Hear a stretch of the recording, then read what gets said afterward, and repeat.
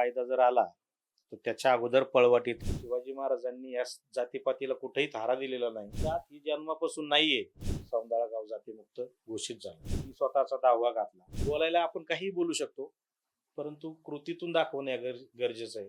मुलं अभ्यास करत असतील तर पेन वही बक्षीस, मुलं अभ्यास करत नसतील तर मग पालकाला 50 रुपये दंड. सौंदाळा गावामध्ये दररोज सकाळी 10 वाजता राष्ट्रगीत सुरू केलं. शिवी बंद करणं गरजेचं आहे. जातात नाही पाळायला पाहिजे. नव्या पिढीना काहीतरी आदर्श घ्यावा. काळानुसार आपल्याला पण बदललं पाहिजे. बाकीच्या गावांनी पण याचा आदर्श घ्यायला पाहिजे. पानसरे, दाभोळकर, गौरी लंकेश यांनी जे काही हा विचार पेरण्याचा प्रयत्न केला, या लोकांचा खून झालाय. मग मला शिव्या घातल्या हे काहीच विशेष नाही.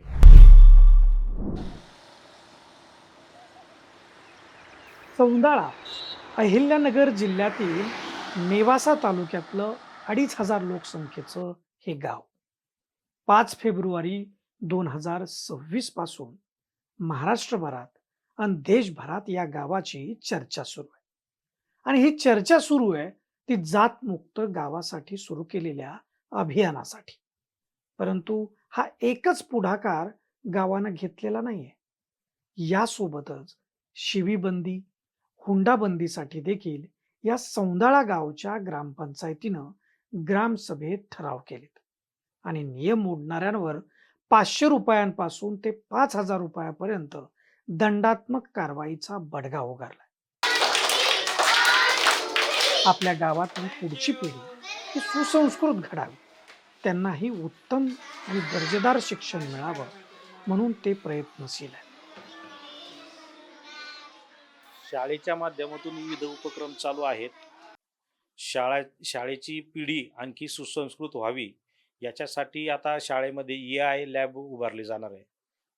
मल्टीपर्पज हॉलचं सिद्धेशदादा लोकरे यांनी ती देण्याची कबूल केलं आहे.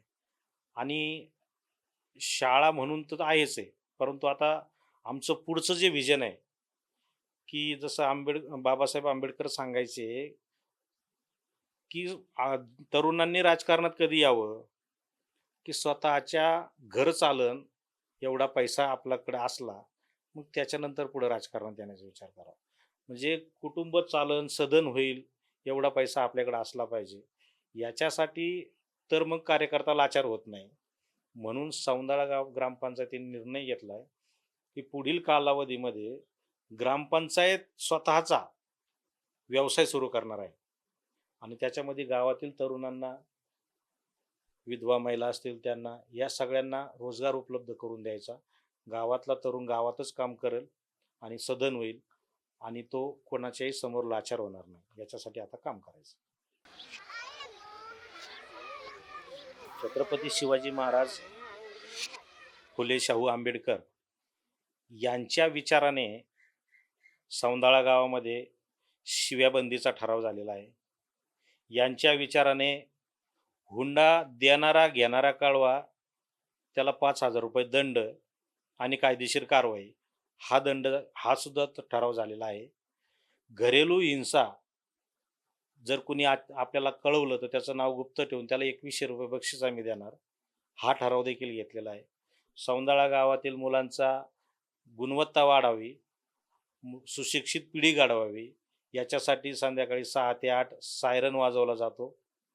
मुलांना सौंदाळा गावातील मुलींच्यासाठी सगळ्या शिक्षणाचा खर्च ग्रामपंचायत करते, त्याचाही ठराव आम्ही घेतलेला आहे. सौंदाळा गावाने विधवा महिलांचा स्त्री पुरुष समतेचा ठराव घेतलेला आहे. सौंदाळा गावाने जातमुक्तीचा ठराव घेतलेला आहे, जो तर खऱ्या अर्थाने ऐतिहासिक निर्णय आहे. आणि सौंदाळा गावाने अंधश्रद्धा निर्मूलनाचा देखील ठराव घेतलेला आहे. हे सगळे ठराव हे सरपंच शरद आरगडेचे नाहीत, हे सगळे ठराव सौंदाळा गावाचे नाहीत, हे सगळे ठराव छत्रपती शिवाजी महाराज, महात्मा ज्योतिबा फुले, भारतरत्न डॉक्टर बाबासाहेब आंबेडकर, राजश्री शाहू महाराज या सगळ्या विचारसरणीतून आलेले आहेत. आणि संत तुकाराम असतील, संत तुकडोजी महाराज असतील, संत चोखामेळा असतील, नरहरी सोनार असेल, या सगळ्या संतांचे जे विचार आहेत त्याच विचाराच्यावर आधारित हे सगळे ठराव आहेत. त्याला सगळ्यांना माहिती आहे. की एखादा कायदा जर आला तर त्याच्या अगोदर पळवाट येते असं आपल्याकडे म्हण आहे.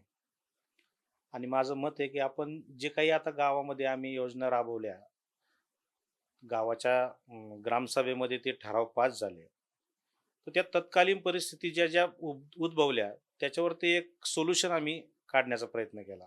लोकांना सांगितलं की शिवाजी महाराजांनी आपल्याला 350 वर्षापूर्वी त्यांच्या आचरणातून दाखवून दिलंय की परश्री माते समान. तो प्रकार आपण आजही अंगीकारायला तयार नाहीत. शिवी बंद करणं गरजेचं आहे. आणि आपल्याला महाराजांचा वारसा चालवायचा आहे आणि तो स्वतःच्या फायद्यासाठी चालवायचा आहे, हे लोकांना पटवून दिलं आणि शिवीबंदीचा निर्णय घेतला. आता शिवी दिल्यानंतर मग आम्ही 500 रुपये दंड करायचा किंवा त्याचं व्हेरिफिकेशन काय, गावात CCTV बसवलेले आहेत, त्याला माईक आहेत, त्याच्यावरही आम्हाला कळतं की यांनी शिवी दिली की नाही दिली. दुसरी गोष्ट, असं कधीच होत नाही शिवी देणारा, एखाद्याने शिवी दिली, कानात शिवी दिली, निघून गेला, तो आरडून ओरडून देतो, तोच साक्षीदार जमा करत असतो आणि लोक जमल्यावर त्याला उत्साह वाढत असतो. त्याच्यानंतर विधवा महिला सन्मान. आपण बघतो एखाद्या महिलेचा पती ज्यावेळेस त्याचं निधन होतं, त्याच्या अंत्यविधीच्या अगोदर तिला तिचं कुंकू पुसलं जातं, तिची टिकली असेल ते काढले जाते, मंगळसूत्र काढलं जातं, तिचं जोडवे काढले जातात, बांगड्या फोडल्या जातात, तिला अतिशय हीन वागणूक दिली जाते. म्हणजे कदाचित तिच्याकडे पाहण्याचा उद्देश हा आहे की काय, की तिच्या त्या पतीच्या मरणाला कारणीभूत ती आहे की काय. अशा पद्धतीने आपल्या समाजाच्या त्या विधवा प्रथा आहेत आणि त्यापुढं तिनं कोणत्याही धार्मिक सण उत्सव याच्यामध्ये सहभागी व्हायचं नाही. या सगळ्या गोष्टी क्लेशदायक वाटल्या की स्त्री पुरुष समता इथं कुठं हरवली.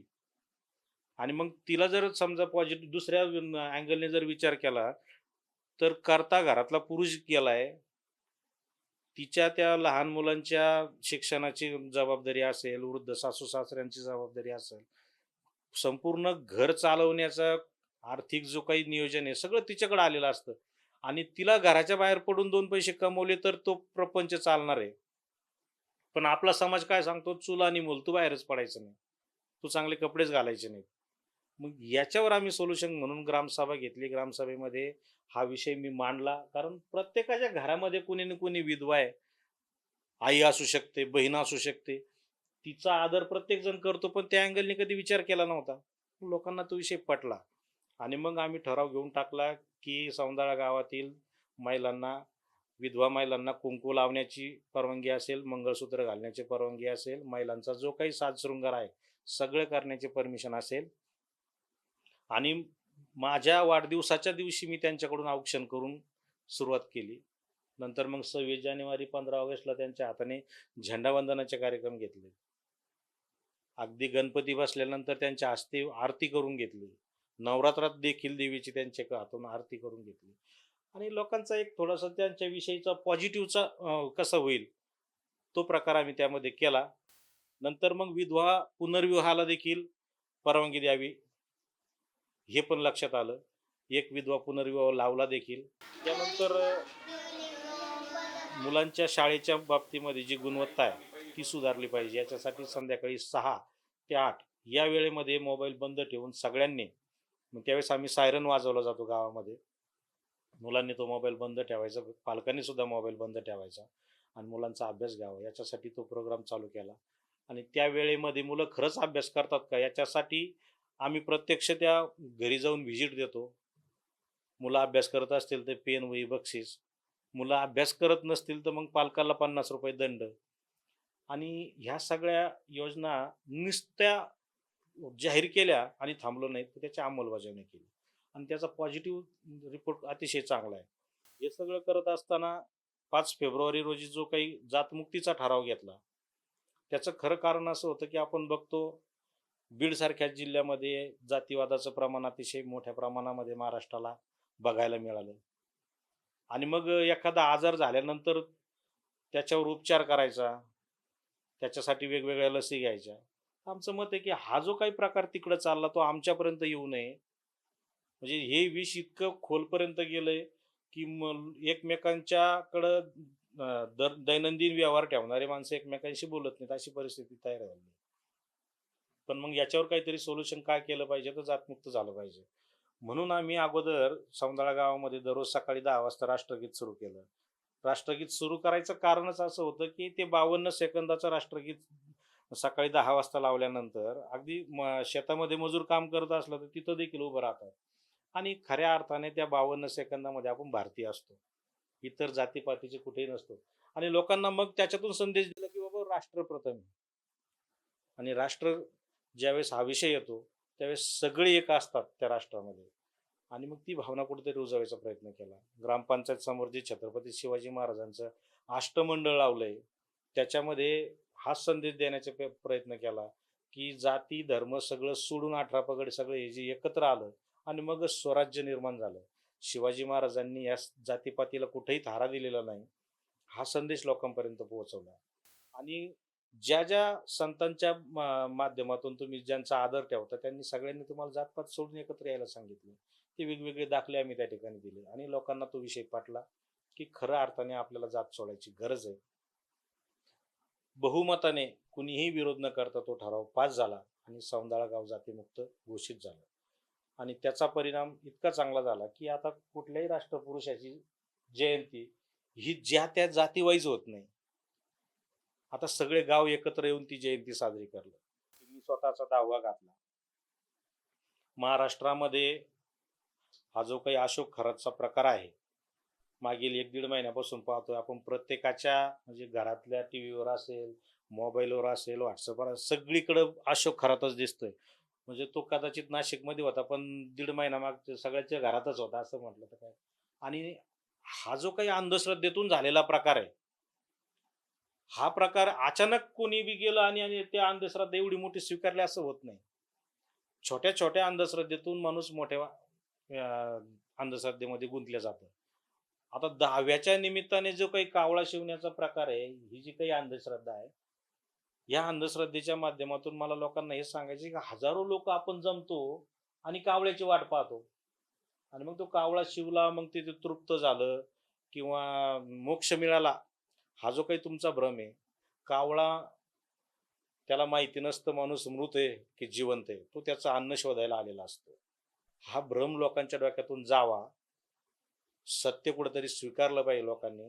म्हणून मी जिवंत असतानाच माझा दावा घातला आणि कावळा त्या ठिकाणी व्यवस्थित शिवला देखील, हे कृतीतून दाखवलं.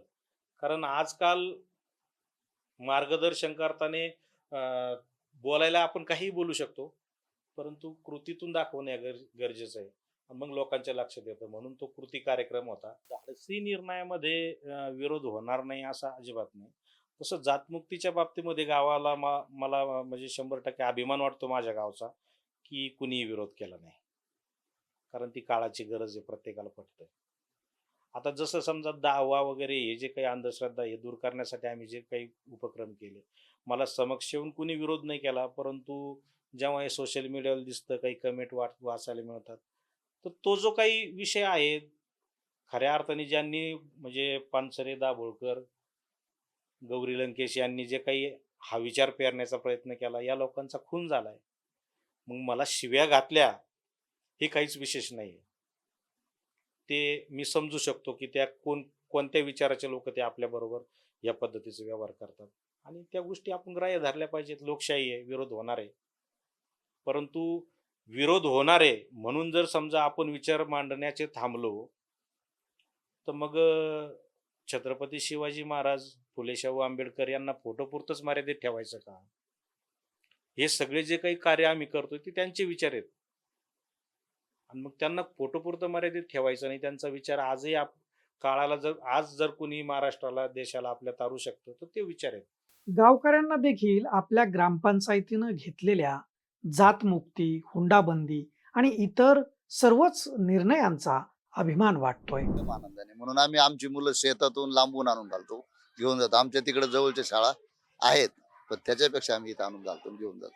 एक ग्रामपंचायत राबवते, लोकनिर्णय 100% गरज आहे. आज 100% गरज आहे, पण व्यवस्थित निर्णय म्हणजे या ग्रामपंचायतीचे निर्णय ना एकदम व्यवस्थित आहे. आता हे जे निर्णय घेतले आहेत ते निर्णय चांगलेच घेतलेले आहेत आणि त्याची अंमलबजावणी पण चांगल्या पद्धतीने चालू आहे गावात. सर्वजण एकोपाने साजरे करतात सर्व महापुरुषांची जयंती. चांगली गोष्ट आहे गावासाठी, जेणेकरून गावामध्ये शिवीबंदी झाली, जातमुक्त गाव झालं. त्याबद्दल एक आदर वाटतो गावाचा, आदर्श गाव असं आनंद वाटतो मनापासून. आणि दुसरं म्हणजे गावामध्ये आता सर्वजण आनंदाने राहतात, तंटामुक्त म्हणजे भांडणं वगैरे या गोष्टी गावात होत नाही. आता नाही, मनातून निघलेल्या जाते. तसं कागदपत्रीचं राहणारच, कागदपत्रीचा विषय नाही, पण आपल्या एक मनाचा विचार जर केला तर मनातून जातीमुक्त झालेलंच आहे गाव, जेणेकरून कोणी असं स्वतःचं जात वगैरे धरत नाही. आणि त्याबद्दल असे काही सोशल मीडियावर म्हणा किंवा इतर माध्यमावर याची चर्चा करत नाही किंवा असे एखाद्याला हे करत नाही. चांगलं आहे ना, मुलांना अभ्यासासाठी मुलांच्या- चांगले जागृत हो, होते एकदम मुलं. चांगलं आहे. पालक चांगलं आहे. जागृत करून देते. हा. 6 वाजता 8 वाजेपर्यंत अभ्यास करा. ते 2 चांगलं तास काय नाही म्हणा पालीला अभ्यास करतात ना, हा म्हणजे सगळ्यांना थोडक्यात ती सवय लागली आता या गोष्टीची, किंवा सायरन वाजलाय आता आपण अभ्यास करायलाच पाहिजे. तरुण पिढीला तर ग्रामपंचायतीनं घेतलेल्या निर्णयांचा केवळ अभिमान वाटत नाही, तर इतरही गावांनी अशा पद्धतीनं त्यांच्याही गावांमध्ये निर्णय घेऊन त्यांची अंमलबजावणी करावी असं वाटतंय. हा जो निर्णय घेतला ना, तो म्हणजे अतिशय चांगला आहे. म्हणजे समाजाला एका दृष्टिकोनाने म्हणजे कसं माणुसकी म्हणजे आपलं जगायचं वगैरे, ते तर महिलाचा आदर वगैरे केला पाहिजे, त्यासाठी एकदम बेस्ट म्हणजे हे घेतलेलं आहे त्यांनी. हे विचार बघून नव्या पिढीना काहीतरी आदर्श गावा. बाकीच्या आमचं मत हे आहे की बुवा जे आसपास गावामधील सरपंच वगैरे ते अधिकारी आहे, त्यांनीही हा गावाचा उपक्रम बघून त्यांनी पण आपल्या गावामध्ये असा उपक्रम सुरू करावा. चांगला निर्णय घेतात. आमच्या गावाचं बघून दुसऱ्या गावांनी पण असं उपक्रम चालू करावा. विशेष म्हणजे पुढची पिढी चांगल्या संस्कारात, चांगल्या विचारात घडावी म्हणून गावातल्या जिल्हा परिषदेच्या शाळेत उत्तम व दर्जेदार शिक्षण देण्याचा प्रयत्न ग्रामपंचायतीच्या वतीनं सुरू आहे. मुलं स्मार्ट बोर्ड बरोबर शिकतायत, जगाशी कनेक्ट होऊ पाहतात.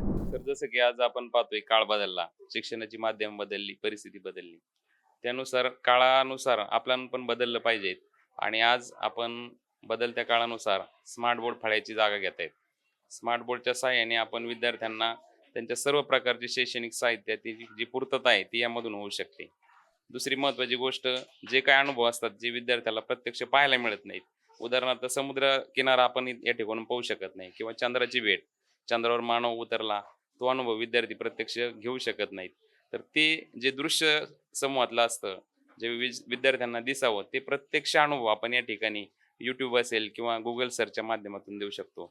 दुसरं, आजच्या युगामध्ये विद्यार्थ्यांना वेगवेगळ्या भाषा शिकायच्या असतील किंवा जगाच्या पाठीवरचं ज्ञान मिळवायचं असेल, तर त्या ठिकाणी इंटरनेटचा वापर या बोर्डच्या माध्यमातून खूप चांगल्या पद्धतीने आमचे विद्यार्थी करतात. काय करतोयस तू? प्रश्न सोडवतो. कशाचा? ध्वनिदर्शक. जसा ढगांचा गडगडाट तसा पंखांचा, किलबिलाट, झणझणाट, फळफळाट, गणगणाट.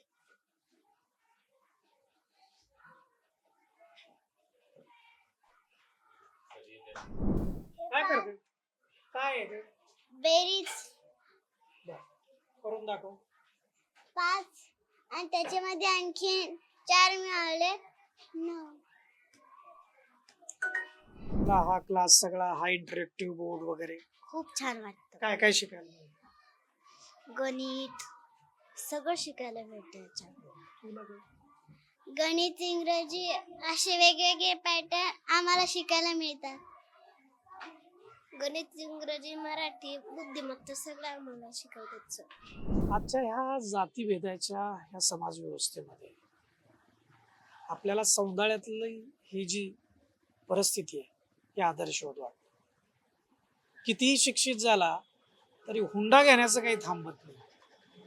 आणि तरुणपणामध्ये जर ती मुलगी विधवा झाली, ती पत्नी विधवा झाली, तर तिला पुनर्विवाह करता येईल. अशा या सगळ्या परिस्थितीमध्ये ज्या महापुरुषांनी काही शेकडो वर्षापूर्वी लढा दिला होता, तो लढा खरं तर आजही सुरूच आहे. महापुरुषांचं कार्य म्हणजे फुले शाहू आंबेडकर, राजा राममोहन राय, महर्षी धोंडो केशव कर्वे असतील, यांची सगळ्यांची आपण नावं घेतो, परंतु त्यांनी त्या वेळेस केलेले कार्य सुद्धा आजही पूर्णत्वास गेलेला आपल्याला दिसत नाही.